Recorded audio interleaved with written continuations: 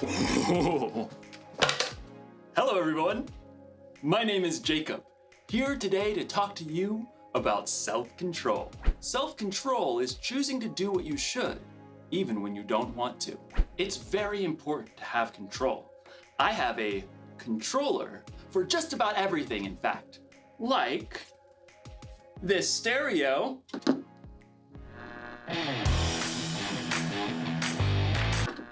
Thanks, stereo. Or this fan. I've even got a remote for my blender. And of course, everyone's favorite remote control, the TV remote.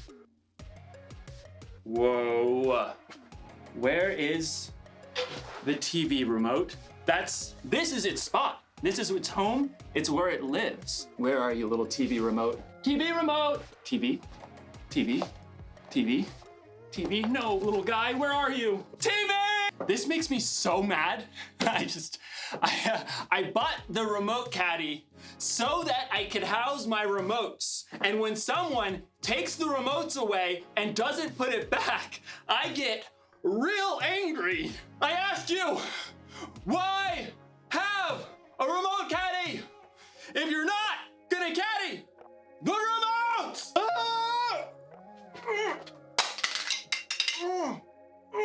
What's going on?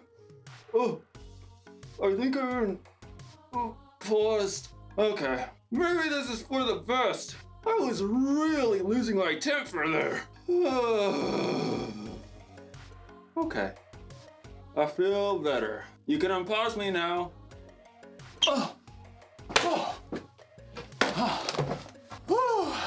That was a close one. Anger can really take over if you let it. In today's story, we'll hear about a guy named David who had every reason to be angry. Let's hope it doesn't control him. Oh, I wonder what this controls.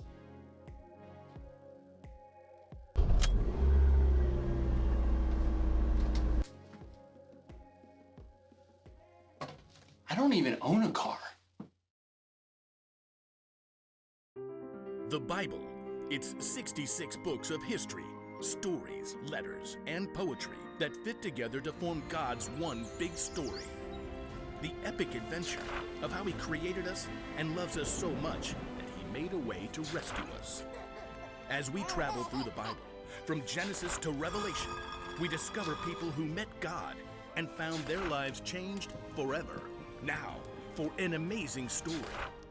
Inspired by the book of 1 Samuel, chapter 24. David had been chosen by God as Israel's next king, but for a while, Saul was still king. David served King Saul and won many battles for him. The people loved David. Hey, David, you're so fine, you blow our money, David! Hey, David! Saul, however, was deeply jealous of David. In fact, he even tried to kill him. David escaped into the wilderness, where around 400 men came to join him.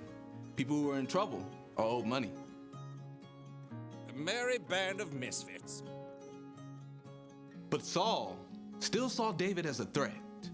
When he heard that David and his men were camped in the desert of Maon, Saul took soldiers to chase after. They're right behind us, David. Quick, we'll head around the mountain. Just as Saul and his men were closing in on David, Saul received word that the Philistines were attacking Israel.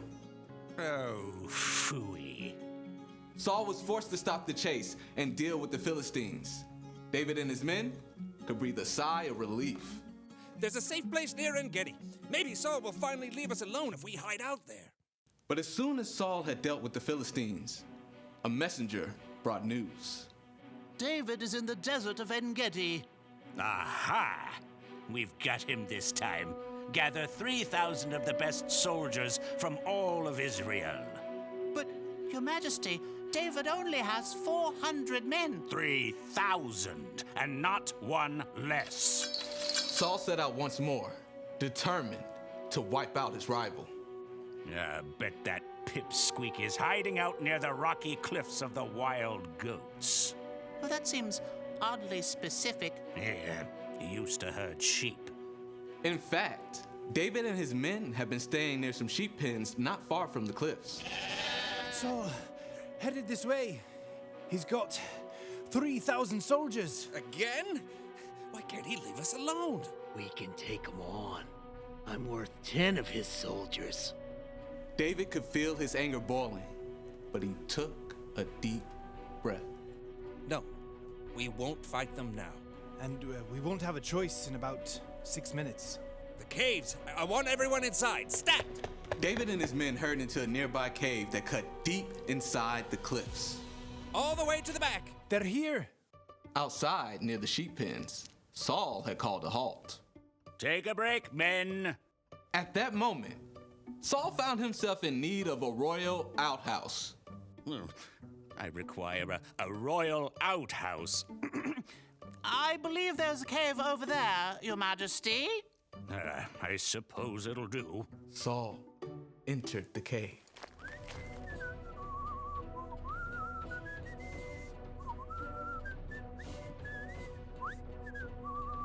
Far back in the cave, David and his men froze. Through the gloom, David could see the man who had tried to kill him and was now forcing him to live on the run. What if he finds us? I don't believe we're Saul's #1 priority at the moment. He's alone. This is your chance. God's handed your enemy over. Don't let this chance just trickle away. David's anger burned red hot as he crept up behind Saul, sword at the ready. But then, he forced himself to stop. Instead of attacking Saul, David sliced off a corner off the king's long royal robe. Saul left the cave with no idea that David was still inside.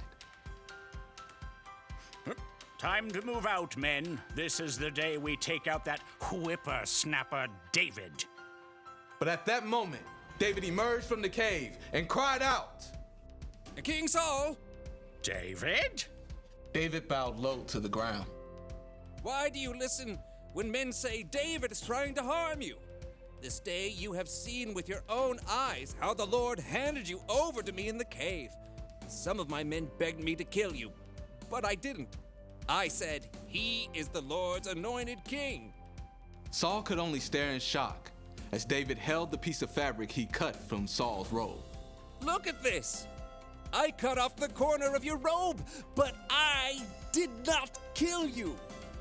Yet you are hunting me down to kill me. May the Lord show that I'm not guilty of doing anything wrong. May he save me from you. The truth cut Saul to the heart and began to weep. Oh, you are a better person than I am. You have treated me well, but I've treated you badly. May the Lord reward you. I know for sure that you will be king. Now, promise me that you won't kill my family or wipe out my name from my family line. David looked his enemy straight in the eye. I promise.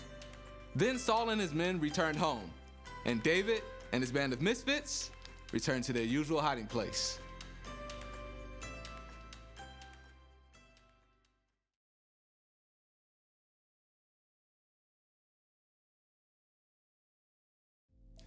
David was angry at King Saul, and he probably should have been. King Saul was trying to kill David. But even in his anger, David didn't lose control. He paused and thought and didn't let his anger take over. You don't need a remote control for yourself to know how to pause. You can do that on your own. If you're angry because someone borrowed something they weren't supposed to, or someone said something that really hurt your feelings, you could just fly off the handle.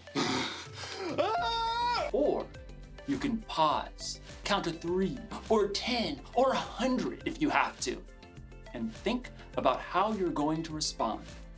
Remember, you can pause in real life, but what you can't do is rewind.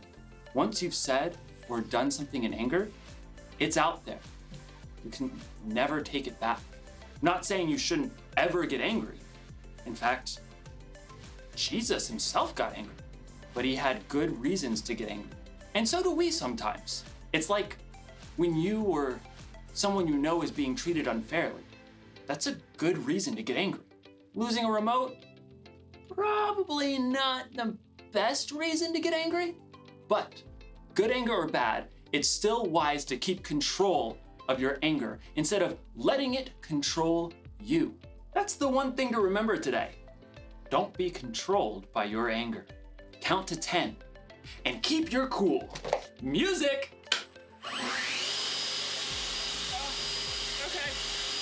Music! Oh, that's the... Okay.